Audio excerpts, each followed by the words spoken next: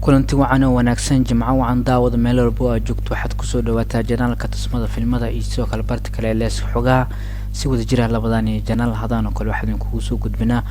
akhbaaraadka ugu dambeeya maanta laga qoraalmaha koonfurta iyo Bollywoodka warbixintana waxaan ku bilaabi doonaa faahfaahinada ugu dambeeya ee la xiriira filimka Salmaan ee Tiger 3 inta saacado socon doono iyo xilliga ay furmi doonaan tikidhada hordhaca ee qadashada filimka Yasraaj Films ay waxay tahay sanadkan ay ku noqotay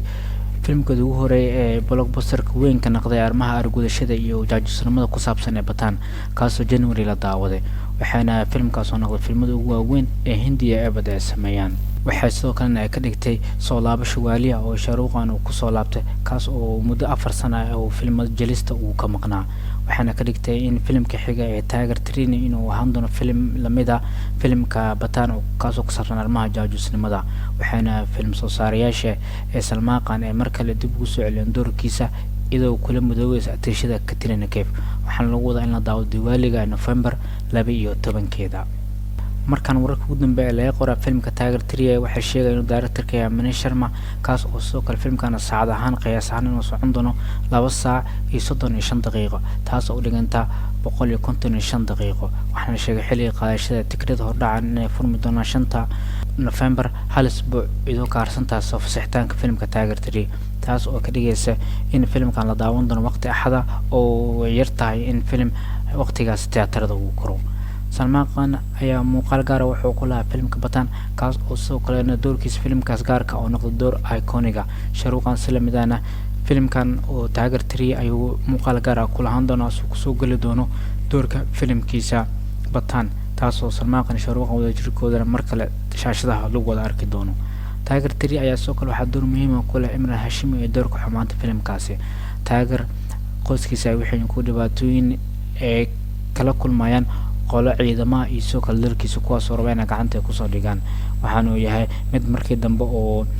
Tiger la soo afduubanayo ama Salmaan kaas oo la keenay dalka Pakistan waxaana soo afduubanayo xidiga Imran Hashimi asoo ku hadaaqay inta ugu dambeysay ee goosgooska filimka ku soo dhawaad dalka Pakistan waaga daawanaha kale waxaan isla eegi doonaa Akshay Kumar soo kale director-ka Mohit Suri ayaa waxay ku mudaweyn filim xiga shabakada Bengafila ayaa waxay qoraysaa in Akshay Kumar soo kale Mohit Suri inay ku mudaweyn filim ku saabsan arrimaha ciidamada iyo soo kale filim arrimaha action-ka ku saabsan iyo argudashada kaas oo soo saaro ka noqon doona Rohit Shetty Mohit Suri ayaa waxa uu ku xaqiijiyay bartiisa Instagram-ka in ay filimkan duubis ku bilaabi doonaan sanad soo aaday 2024 kaasoo filimkan ku saabsanaan doona arrimaha action-ka iyo argudashada soo kale uu noqon doono film xag walba ka dhameystiran wararka ugu dambeeya ee qoray shabakada kale ee Bollywood hangaamana waxaa la qorayaa in filimka Akshay Kumar hogaamiye ka ahaan doono asagoo director-na ka yahay Mohit Suri waxaana soo saar ka noqon doona Rohit Shetty filimkaas ayaa waxaa lagu magacdaray Psycho waxaana Qilaadi Kumar loo arki doonaa door oo yahay Psycho ama qof meel adag taas oo soo kale ku saabsan arrimaha argudashada wuxuuna yahay mid Mohit Suri oo ka dhigay filimkaas Akshay Kumar in uu door aan hore lagu arkin xidigan kaas oo doorkiisa noqon doono door xidiga meel adag sidoo kale uu noqon doono mid dabeecadiisa aan la fahmi karin sidoo kale qodobada filimka dhow ayaa waxa laga soo xignayaa in filimkan duubis lagu bilaabi doono kala barka sanad soo aadan 2024 taas oo muddo 40 bil gudaheeda jadwalada hore lagu dhameey doono taas oo Akshay Kumar soo kale yahay laba mid si dhaqso ah ku soo gabgabeeya filmadiisa taas oo soo kale qoraalka la sheegay in Rohit Shetty oo ka helay taas oo xamaasad ku abuurtay taas oo ka dhigtay in filimkaas si degdeg ah duubistiisa la bilaabo dhinaca shaqada markaan filim Akshay Kumar ayaa waxa uu soo gabgabay muuqaalkiisa gaarka ee muddo 5 maalin oo ku duubay ee filimka Singam Again kaas oo hogaamiye Ajay Devgan markaan wuxuu ku sugeen dalka UK asoo halkaas ku duubay filimkiisa qalqalme kaas oo director-ka Mudassir Aziz Akshay Kumar ayaa 2024 waxay u tahay sanad ugu mashquul badan soo jadwalooyin badan ee filmadiisa u diyaarsan yihiin sida filimka Premium Jyotirmiyan Sky Force Welcome 3 iyo soo kale filimka reer koonfur ee dib loo sameyn doono ee Surre Batru waxa soo kale jirta inay u diyaarsan yihiin filimada kale ee Harry Berry 3 iyo soo kale film kale ee Houseful 5 هناك waxaan isla eegi doonaa waxa la soo saaray heesta labaad ee filimka Animal kaas oo hogaamiye Anil Kapoor iyo kale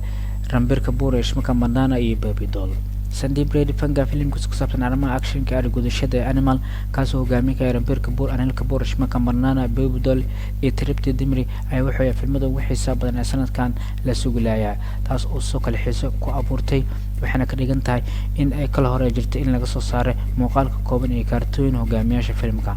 iyo sidoo kale asbuucan kasoo gudubnay filimkan laga soo saaray heesta filimka ugu horeysay Huwame markan ayaa qolada film soo saarayaasha waxay kasoo saareen heesta labada filimka taas oo lagu yeeray Satranga shalay markii qolada filimka ee social media ay soo dhigeen kaartada taas oo la arkay shirka Manana ee Sekol Rambir Kapoor kuwaas oo dabaaldega loo yaqaan Karwa Coach taas oo soo kale ku dhawaaqeen in heesta labada Satranga ee la soo saari doono October 27 oo maanta ay ku beegan tahay Jimcaha Satranga ayaa ugu dambeyn soo baxday video sidoo kale ay ahayd heeshidan taas oo u dhameystirneed qeyro rashmaka Manana waxa la arkay inay gudanayso waajibaadka xaaska ee halka maalin ee Soomaan oo Karwa Coach lagu yeero kaas oo Rambir Kapoor sugayso iyo soo kale labadooda la arkay in ay wada dagaalamaan intaas kadib soo kalena ay yihiin kuwa dareemo wadaagayaan oo dhibaatooyinka qalab jabkan heesta laga arkay Arjit inuu ku luqeeyay heestan ayaa qaybta Hindiya magaceedu waxay wadataa Satranga halka qaybta Telugu ay wadato Ne Fere halka qaybta kale ee Tamilka ay wadato Bugade halka qaybta kale ee Ne Fere Jan ay wadato Malayalam soo kale na barena waa qaybta Canada oo magacan loogu yeeray heesta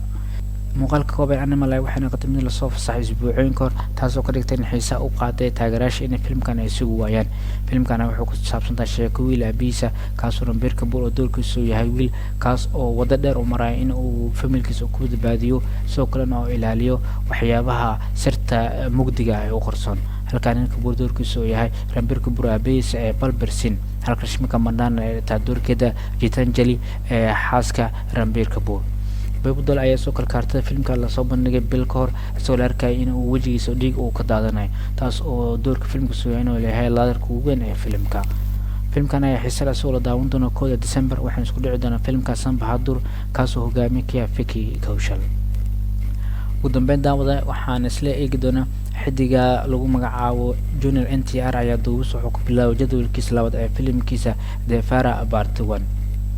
Junior NTR wuxuu ka mid جلاش وين قبت تلقوا سوق المقع كله وحنا سنة كهرية ما فيلم كبلوك بوستر وين كان قضية RRR كاس السوق ومركان للشيء إنه هيدر بعض وعادي سوقوا بجدول كسحجة فيلم كيس ديفارا بارت 1 تاسو لارك إن حدك صور لا يقعد حل البرك أو كسيب بحية وحنا ويا فيلم حسر ديفارا كاس أو فيلم كيس RRR كدب أو ديار سنة هاي وحنا شيء فيلم كسنة قريب كي ينصف حلقان السوق الجام في كبور كاس دور مهمة فيلم كود لجسي يعني فيلم كود هو رأي أرمها تلقوا يكسو قالي دونان فيلم كان غير تلقوا أي وحياة متكسرنا أرما أكشن كإدراما كاس أو سوق لقوا دواقع فبراير سنة كان تاسو فيلم كان مرة كلدون باقش كوي مد حلقة دوبست لقوا بلا بلا هاي سو بلا حرر إن إنسان صور دمسترنين وحياة فيلم كأساس كوا مركان أيا قلاد فيلم كوا حياة صور دمسترن إيجو سوق لنا يكون بلا بفيلم كان دوبست أصو فيلم كان لقوا إن أبرز سنة سو عدن شنت ذا لقوا كنا أفرتا إن فيلم كاسي لداودو كاسو لقوا داونتون لقودين شن لقودو دا فيلم كان كورتالا شيفا ayaa waxa ka dhigaysa in laba qayb laga sameeyo doono kaas oo Junior NTR soo kala u daaysan filimkiisa ayaan muqraj ee director-ka uu ka yahay Wotu kaas oo ka dhigay filimkiisa ugu horeysay Hindi ku soo galo waxaana kala soo muuqan doona Red Closure filimkaas ayaa shabakada Yasraj iskale taas oo dabraac doona filimada arrimaha jaajusnimada sida Sharuqan filimkiisa Batan iyo Samaaqan filimkiisa Tiger intaayna hadaba ku soo koobana muuqaaladii warbixinada maanta aan ku qaada dhigna wararka ugu dambeeyay qoraalmaha koonfurta ee Bollywoodka kaas oo aslan waxaan wararka ugu dambeeyay wadaag karteen daawadayaasha ku taxan barta tusmada filimada ee soo kala barta kale iska xogaa hadaba warbixinadan ka heshaan la wadaaga asxaabtiina soo kalena lagtano saarad kuma sinta alabsad muuqaalada flagshan asxaabtiina la wadaagtaan kan gees xigana Jimco wanaagsan